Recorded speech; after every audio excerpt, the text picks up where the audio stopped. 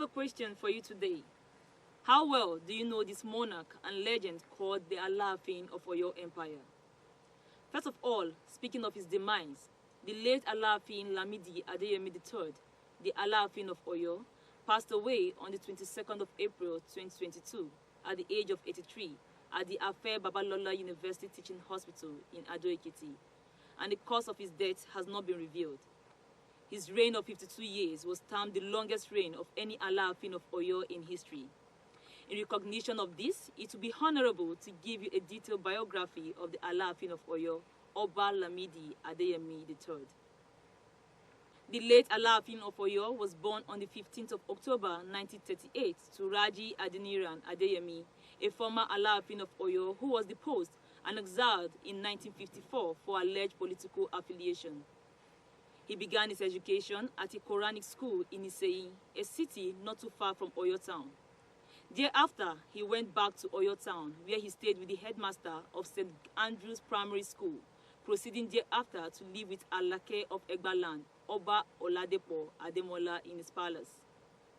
His education was cut short when his father, Oba Ademola, was forced to abdicate his throne and live in exile in Osogbo as a result of Mrs. Fumilayo Ransome-Kuti's Egba women demonstration against tax without representation in 1947 to 1948. In 1948, his father sent him to live with Sir Kofoworola Adebayo Abayomi in Kefi, Ikoyi, Lagos. While in Kefi, he attended Obalande Modern School. He later attended Tinubu Methodist School.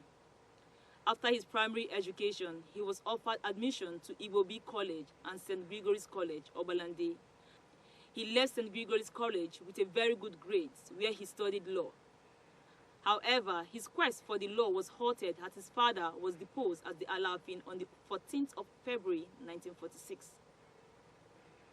The life and work of the Alaafin of Oyo has clearly shown that royalty is not always a matter that is confined to the four walls of the palace, as proved by the disciplined academic journey. Oba Lamidi III have always had many work experiences. While working at the Royal Exchange Assurance in Lagos, he wrote articles under pen names in newspapers, writing about himself and his experiences.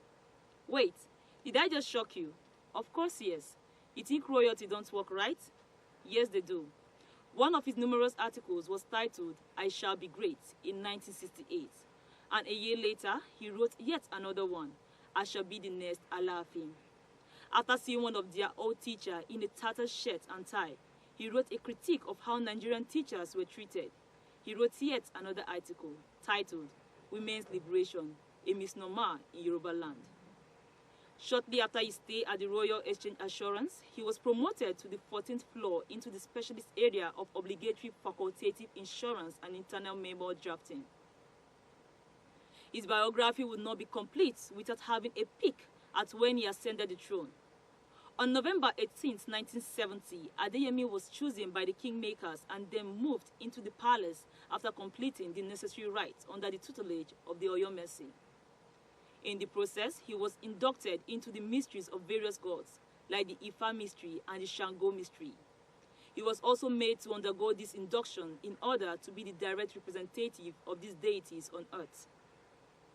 As one of the paramount traditional rulers in Yoruba land, the Alaafin used his position to better the lot of many Obas, lifting many non-crown-wearing Obas to the status of beaded crown wearers and consistently fighting for the improvement of their welfare at all times.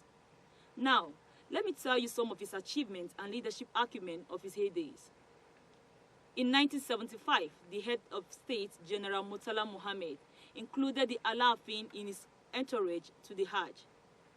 In 1980, the federal government appointed the Alaafin as the pioneering chancellor of the newly established University of Sokoto, now Uthman Danfodio University, Sokoto, for a first 4-year tenure. At the expiration of that first term, the Senate and Council of the University recommended him for another term. In January 1988, the Alaafin installed Chief MKO Abiola as the Are Ona Kakanfo in recognition of Abiola's contribution to the social, economic, cultural, and political development of Yoruba land and Nigeria at large. And lastly, in 1990, the federal government, under the administration of General Ibrahim Babangida, appointed the Alaafin as the Amiru Hajj operation to lead the Muslim faithful in the 21 states of the Federation in recognition of his commitment to the consolidation of Islam in Nigeria. Well, I hope based on everything I have highlighted here, you can now boast that you are grounded in the life and history of this great monarch. Here is a thought for you. Remember that it's not just about living life, but living a fulfilled one. Don't live for yourself alone. Live for your community so you can be remembered on a respectable note when you pass on.